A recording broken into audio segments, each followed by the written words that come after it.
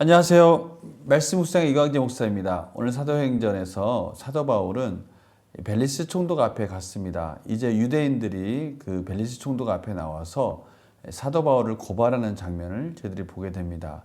오늘 말씀을 통해서 하나님께서는 또 저희들에게 어떠한 말씀을 들려주시기 원하는지, 유대인들이 사도 바울을 뭐라고 고발할까요? 그전에는 말도 안 되는 소문과 또 여러 가지 억울하게 사도 바울이 하지도 않았던 것을 과장되게 말함으로 인해서 사도 바울에게 누명을 뒤집어 씌우려고 했는데요. 벨리스 총독에게 유대인들은 또 어떻게 사도 바울을 고발할지 저희도 오늘 말씀을 통해서 다시 한번 확인해 보도록 하겠습니다. 제가 기도하고 시작하겠습니다. 하나님 아버지 감사합니다. 오늘도 하나님의 말씀 앞에 저희들이 모였습니다. 말씀하여 주시옵소서, 가르쳐 주시옵소서. 하나님의 말씀을 통해서 깨닫는 길을 열어주셔서 성령님 조명하여 주시옵소서. 감사드리며 예수님의 이름으로 기도드립니다. 아멘. 사도행전 24장 1절에서 9절 말씀을 제가 먼저 봉독해 드리도록 하겠습니다. 닷새 후에 대제사장 아나니아가 어떤 장로들과 한 변호사 더둘로와 함께 내려와서 총독 앞에서 바울을 고발하니라. 바울을 부르매 더둘로가 고발하여 이르되 벨리스 각하여, 우리가 당신을 힘입어 태평을 누리고 또 이 민족이 당신의 선견으로 말미암아 여러 가지로 개선된 것을 우리가 어느 모양으로나 어느 곳에서나 크게 감사하나이다. 당신을 더 괴롭게 아니하려 하여 우리가 대강 여짜옵나니 관용하여 들으시기를 원하나이다. 우리가 보니 이 사람은 전염병 같은 자라. 천하에 흩어진 유대인을 다 소유하게 하는 자요 나사렛 이단의 우두머리라. 그가 또 성전을 더럽게 하려 함으로 우리가 잡았사오니 당신이 친히 그를 신문하시면 우리가 고발하는 이 모든 일을 아실 수 있나이다 하니 유대인들도 이에 참가하여 이 말이 옳다 주장하니라. 아멘. 예루살렘에서 가이사랴까지는 한 100km 됩니다. 그 거리를 대제사장 아나니아가 변호사 더둘로와 함께 왔습니다. 이 변호사라는 단어는 옆에 해석에 나와 있지만 신약 성경에 유일하게 이곳에만 쓰이는 단어입니다. 이 더둘로라는 사람은 아마도 로마 법에 박식한 자였나 봅니다. 유대인들이 이 더둘로와 함께 와서 사도 바울을 제대로 고발하려고 하는 것입니다. 그만큼 사도 바울이 유대인들에게 있어서는 치명적인 존재였음엔 분명합니다. 이렇게 먼 거리를 단숨에 달려와서 또 특별히 로마 법에 정통한 더둘로라는 사람을 데리고 와서 이렇게 사도 바울을 고발하는 거 보니까 참으로 사도 바울이 그 유대인들 사이에서는 이제 반드시 제거되어야 할 대상으로 보고 있는 것이죠. 더둘로는 이 벨리스 총독의 참 모든 것을 동원해서 아부를 하면서 사도 바울을 고발하는 것을 저희들이 볼 수 있습니다. 3절에 보니까요, 벨리스 각하여라고 극존칭을 하면서 당신을 힘입어 태평을 누리고 또 당신의 선견으로 말미암아 여러 가지 개선된 것을 우리가 어느 모양으로나 어느 곳에서나 크게 감사하나이다. 참 유대인들이 로마의 핍박을 받으면서도 그들이 주는 것에 대한 혜택이 저들에게 너무 좋습니다. 이런 아부 아닌 아부를 엄청 하고 있습니다. 그런데 지금 오늘 보니까요, 당신을 더러 괴롭게 아니하려 하여 우리가 대강 엽자온나니 관용하여 들으시기를 원하나이다 하면서 하여튼 있는 말 없는 말 다 써서 벨리스의 마음을 사려고 하고 있습니다. 그러면서 사도 바울을 이렇게 표현합니다. 이 사람은 전염병 같은 자라. 얼마나 전파력이 좋은지 그가 전한 복음이 유대인들을 선동하고 소유하게 하는 자다 이거죠. 나사렛 이단의 우두머리다. 나사렛에서 태어난 예수 그리스도의 부활을 전하는 그러한 신생 종교의 우두머리다라고 그렇게 고발하는 것입니다. 그가 또 성전을 더럽게 하였다.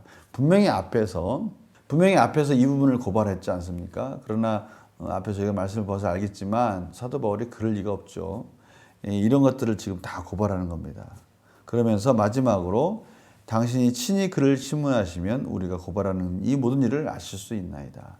그래도 유대인들이 지키고자 하는 그 성전이나 예배에 대해서 그래도 관용적인 자세를 가지고 있는 이 로마 총독에 대해서 좀 선처해 주십시오. 이 바울을 꼭 처벌해 주십시오라고 그렇게 고발하고 있는 것이죠. 유대인들도 이에 참가하여 이 말이 옳다 주장하니라. 유대인들도 막 그 말에 호응하면서 그 분위기를 만들어가고 있는 것을 저희들이 보게 됩니다. 문제를 한번 풀어보겠습니다. 대제사장 아나니아는 바울을 고소하기 위해 어떤 사람들과 동행합니까?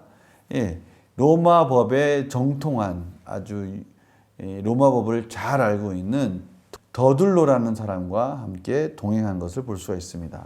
변호사 더둘로가 총독에 바울을 고소한 핵심의 내용은 뭡니까? 바울이 전하는 그 복음, 그 복음이 그 전파력이 꼭 전염병 같고 그 속도가 빠르고 또 그 복음이 전파되는 곳에는 꼭 소요가 일어난다는 겁니다. 바울이 가는 곳마다 이런 혼란스러운 상황이 벌어진다 이렇게 말을 하고 있는 것이죠. 당연한 거 아닙니까?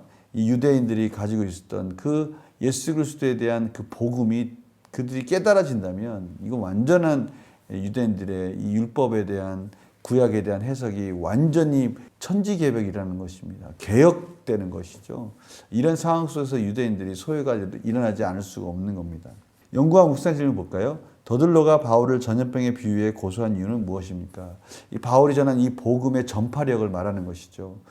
이 마치 코로나19로 이 시대에 말하면 유대인들이 이렇게 말할 것 같아요. 바울이 전하는 그 내용이 마치 코로나19와 같습니다. 절제되지 않고 참으로 막을 수 없는 아주 강력한 전염력을 가지고 있습니다. 이렇게 말을 할 수 있을 것 같습니다. 사실은 이 바울이 전하는 이 복음이 가지고 있는 능력이 얼마나 큰지는 정말 예수 그리스도가 그 길을 열어주고 있고요. 그 상황과 환경들을 만들어주고 있고요.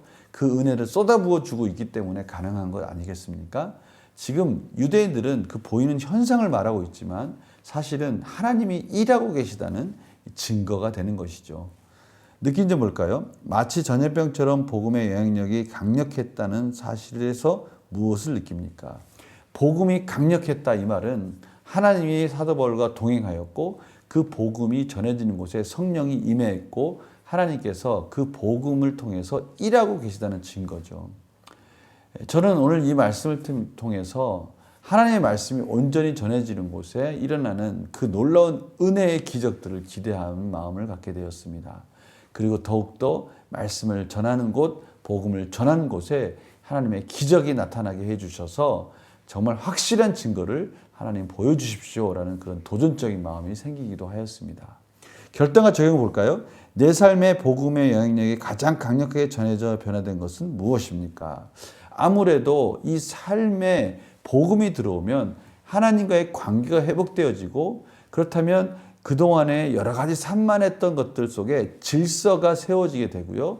이웃과의 질서, 하나님과의 질서 속에서 삶이 심플해지고 단순해지면서 집중력이 강해지고요. 또 성실해진다라는 그런 특징이 있죠. 다양한 삶에 이런 변화들이 일어납니다. 무엇보다도 소망의 말씀이 더욱더 우리의 삶 속에서 어디에 우선순위를 두어야 될지에 대해서 정확하게 가르쳐 주기 때문에 저희들이 인생에 대해서 분주하지 않게 되는 것이죠. 이 복음이 주는 놀라운 능력입니다. 복음의 영향력이 내 삶을 통해 드러나려면 무엇을 결단하겠습니까? 그럼에도 불구하고 이 복음이 제가 항상 말씀을 전할 때 already but not yet 이렇게 벌써 이미 복음이 우리 안에 들어와서 완성된 복음이 들어와 있지만 그러한 완성된 신분 속에서 저희들의 수준이 지금 계속해서 성숙되어지고 있다고 말씀드리지 않았습니까? 그러기 위해서는 우리가 성령님 가운데 순종해야 되고요. 성령 충만함 속에서 말씀이 충만해야 그 열매가 이어진다는 것을 저희들이 깨닫게 됩니다. 저희들이 그러기 때문에 늘 말씀을 가까이 해야 되고요. 가장 중요한 것은 말씀 안에 깨어 있어야 되는 겁니다.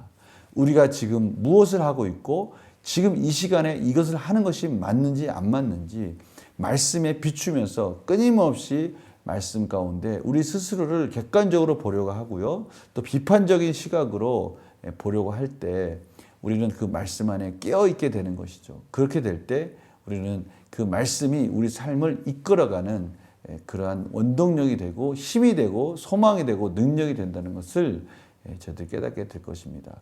그 말을 다른 말로 한다면 우리가 복음 안에 말씀 안에 행복한 삶을 누리게 되는 것이죠.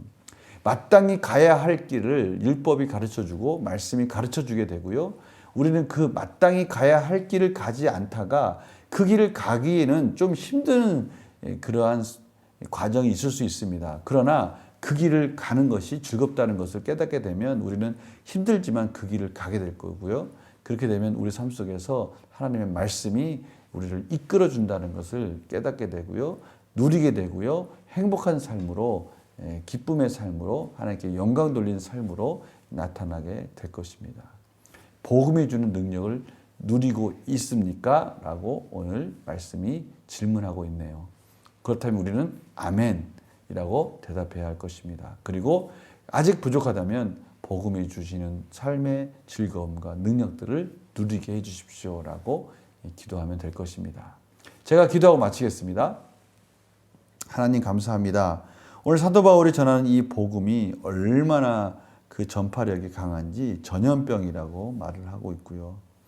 또 사도 바울을 해하려고 유대인들이 또 로마법에 능통한 자를 데리고 와서 사도 바울을 해하려 하지만 그들 스스로 오히려 복음에 대한 능력들을 증거하고 있다는 것을 저희들이 깨닫게 됩니다. 하나님께서는 언제나 그랬듯이 모든 환경 속에서 필요한 것들을 통해서 복음을 전파하고 복음의 능력을 나타내는 것을 봅니다. 하나님, 저희들 삶 속에서 말씀 안에 깨어있게 하여 주셔서 그 복음의 능력을 누리는 삶이 되게 하여 주시옵소서. 감사드리며 예수님의 이름으로 기도드립니다. 아멘. 성도님들, 오늘 하루 복음이 주시는 능력과 힘과 소망을 가지고 그 복음하면 뭡니까? 예수 그리스도의 사랑 아닙니까? 그 사랑 안에서, 그 은혜 안에서 충만한 기쁨을 누리는 하루가 되기를 간절히 소망합니다. 내일 또 뵙겠습니다. 안녕히 계세요.